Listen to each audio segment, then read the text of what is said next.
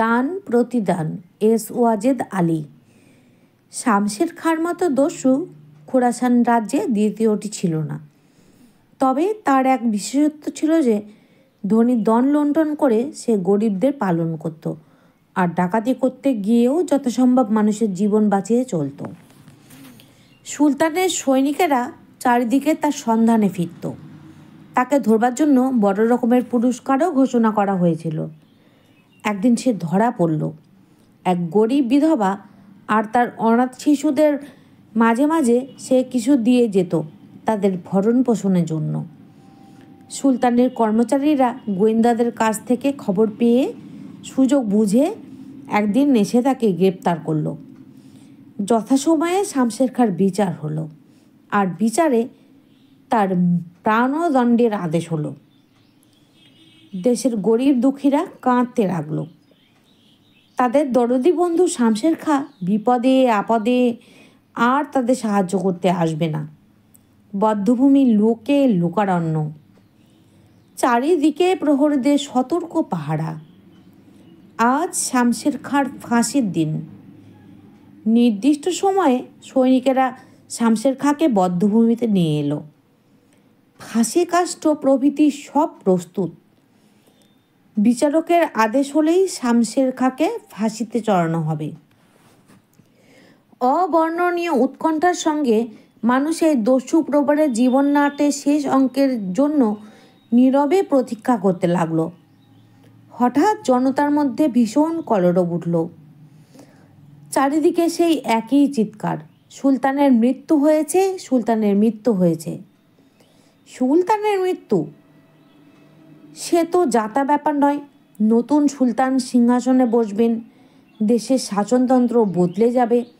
কার ভাগ্যে কী আছে বলতে পারে না।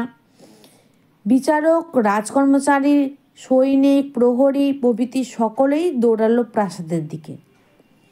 অপরাধীর কথা সকলে ভুলেই গেল। তার তত্ত্বাবধানের জন্য কেউ সেখানে রইল না। সজাগ বুদ্ধি শামশের খাঁ দেখলে আত্মরক্ষার এক অপ্রত্যাশিত সুযোগ এসে উপস্থিত হয়েছে। কাল বিলম্ব না করে সে বধ্যভূমি থেকে অদৃশ্য হলো। এদিকে রাজকর্মচারীরা প্রাসাদে গিয়ে দেখলে সুলতান প্রথমত জাঁকজমকের সঙ্গে সিংহাসনে বসে দরবার করছেন। কোথাও কোনো চাঞ্চল্য নেই। লজ্জায় তাদের মস্তক হেঁট হয়ে গেল। স্পষ্টই তারা বুঝল ভিত্তিহীন বাজে গুজব শুনে তারা প্রতারিত হয়েছে। কাউকে কিছু জিজ্ঞাসা করবার কিংবা বলবার প্রবৃত্তি মোটেই তাদের হলো না।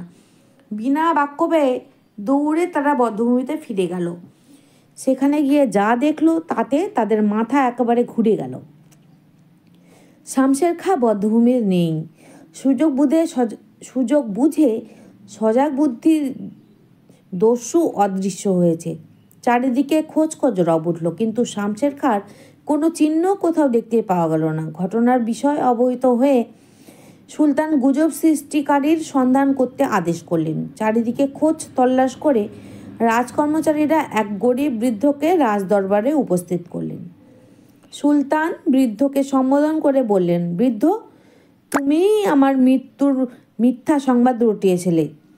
বৃদ্ধা, হ্যাঁ হুজুর, এ অপরাধ আমিই করেছি। সুলতান, কেন করেছ? আমি কি বিচারক বাদশাহ নই? আমি কি প্রজাদের মঙ্গলের জন্য সর্বক্ষণ কাজ করে যাচ্ছি না? বৃদ্ধ, হুজুর, গরিব পরোয়ার, আপনি আমাদের মঙ্গলের চিন্তায় সর্বদাই রত আছেন, আর তার জন্য আপনার কাছে একান্তভাবে কৃতজ্ঞ। তবে কি না জানেন, আপনার মৃত্যুর মিথ্যা গুজব রটিয়ে আমি আপনার কোনো অনিষ্ট করতে পারবো না। আর সেই গুজবের ফলে যদি আমার একজন উপকারী বন্ধুর মৃত্যুর হাত থেকে মুক্তি পায়, তাহলে তার উপকারের প্রতিদান দেওয়া হবে। জানেন হুজুর, আমার মেয়ের বিয়ের সময় হাতে আমার একটিও পয়সা ছিল না। আমি চারিদিকে অন্ধকার দেখছিলুম। আত্মীয়দের কাছে গেলুম, তারা আমাকে সাহায্য করতে তাদের অক্ষমতা জানালেন। আমার কয় ভাই বেশ সঙ্গতি সম্পন্ন, তাদের কাছে সাহায্য চাইলুম। তারা বললে, দিন বড় খারাপ, এখন পয়সা হাতছাড়া করা যেতে পারে না। শেষে অগতির গতি আল্লাহর শরণাপন্ন হলাম। রাতে নামাজের পর মসজিদে বসে খোদার কাছে আমার প্রয়োজন জানালুম। মসজিদ থেকে বের হয়ে আসছি, এমন সময় দীর্ঘকায় একজন বলিষ্ঠ লোক আমাকে অভিবাদন করে বলল, বৃদ্ধ, খোদার কাছে তোমার আত্মনিবেদন আমি শুনেছি। কত টাকা হলে তোমার অভাব পূরণ হতে পারে? লোকটির কথা শুনে আমার মনে হলো আল্লাহ আমার প্রার্থনা শুনেছেন আর আমার প্রয়োজন মেটাবার জন্য লোকটিকে আমার কাছে পাঠিয়ে দিয়েছেন। আমি বললুম, জনাব, আমার প্রয়োজন 1000 টাকার কমে পূরণ হবে না। এত টাকা কে আমাকে দেবে? দীর্ঘকায় মানুষটি বললেন, আমার সঙ্গে এসো। আমি তার সঙ্গে গেলুম। অনেক পথ অতিক্রম করে রাজধানীর উপকণ্ঠে তিনি এক বাগানে প্রবেশ করলেন। আমিও সঙ্গে গেলুম। বাগানে সুন্দর এক দ্বিতল বাড়ি। তিনি আমাকে দাঁড়াতে বলে বাড়ির ভিতর প্রবেশ করলেন। অল্পক্ষণ পরে তিনি ফিরে এলেন, হাতে একটা টাকার থলি, সঙ্গে দুজন বলিষ্ঠকায় জোয়ান। আমায় সম্বোধন করে বলেন, এই নাও, এই থলিতে 2000 রৌপ্য মুদ্র আছে। প্রয়োজন পূরণ হবার পরেও তোমার হাতে উদ্বৃত্ত কিছু থাকবে।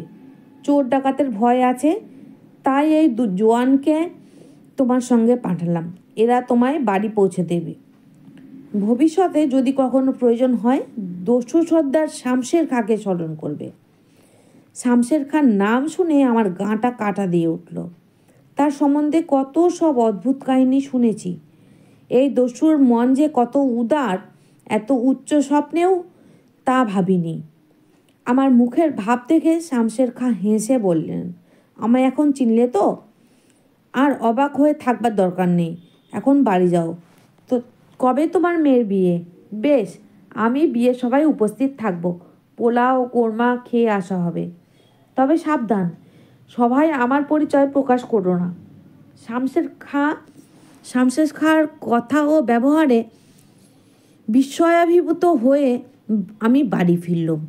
বিয়ের আসরে শামশের খাঁ যথাসময়ে 2 সঙ্গী নিয়ে উপস্থিত হয়েছিলেন আর আমার মেয়ের জন্য সুন্দর কয়েকটি অলংকার নিয়ে এসেছিলেন। সে অনেক দিনের কথা। তারপর হঠাৎ তাকে ফাঁসির ময়দানে দেখলুম। শামশের খাঁর বদান্যতার স্মৃতি আমার মানসপটে জলজল করে জ্বলে উঠল। খোদাকে সম্বোধন করে একান্ত মিনতির কণ্ঠে আমি বললুম, হে সর্বশক্তিমান বিশ্বপ্রভু, শামশের খাঁর প্রতি কৃতজ্ঞতার প্রকাশের সুযোগ সত্যিই উপস্থিত হয়েছে। কি করে এই চরম বিপদের সময় আমার উপকারী বন্ধুর দানের প্রতিদান দিতে পারি, আমায় তা বলে দাও। তুমি সব করতে পারো প্রভু, এটুকু করবার ক্ষমতা আমায় দাও। আমার প্রার্থনা শেষ হতে না হতেই কে যেন আমায় বলে দিল, চিৎকার করে বল, সুলতান মারা গেছেন, সুলতান মারা গেছেন। আমি তৎক্ষণাৎ সুলতান মারা গেছেন, সুলতান মারা গেছেন বলে চিৎকার করে উঠল। তারপর যা ঘটেছে আপনারা তা জানা আছে। আপনি জ্ঞানী, ক্ষমাশীল এবং বিচারক। উদারতা ও মহানুভবতার জন্য দেশ বিদেশে আপনার যথেষ্ট সুনাম আছে। আপনি আমার কাজের বিচার করুন। বাদশাহ মন্ত্রী মূসাকে সম্বোধন করে বললেন, শামশের খাঁ তো দেখছি যে সে লোক নয়। গরিবদের প্রতি তার যথেষ্ট দয়া। সে সত্যিকারের একজন মহানুভব ব্যক্তি। এহেন ব্যক্তিকে শাস্তি দেওয়া কি বাঞ্ছনীয়? বিজ্ঞ মন্ত্রী বললেন, বান্দা নওয়াজ, আমিও শামশের খাঁর মহানুভবতার অনেক কাহিনী শুনেছি। সে এই গরিব বৃদ্ধকে দুঃসময়ে সাহায্য করেছিল বলেই বৃদ্ধ তার বিপদের সময় অপ্রত্যাশিতভাবে খোদার ফেরেশতার মতোই এসে তাকে ফাঁসি কাষ্ঠ থেকে রক্ষা করেছে। আমাদের রসুলে করিম সত্যই বলেছেন, দান এবং পরোপকার মানুষের বিপদের সময় কাজে আসে। এ সত্যের আজ এক প্রকৃত দৃষ্টান্ত পাওয়া গেল। শামশের খাঁ যে প্রকৃত একজন বীর এবং উচ্চমানার লোক, স্পষ্টই তা বোঝা যাচ্ছে। এরূপ লোককে শত্রু করার চেয়ে বন্ধু করাই বাঞ্ছনীয়।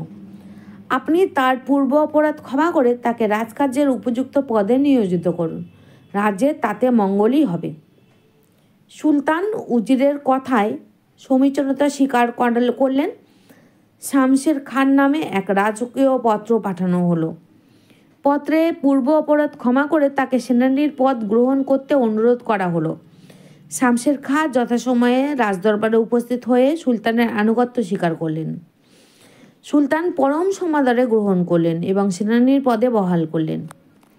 উত্তরকালে এই শামশের খাঁ রাজ্যের অন্যতম স্তম্ভরূপে পরিগণিত হয়েছিলেন।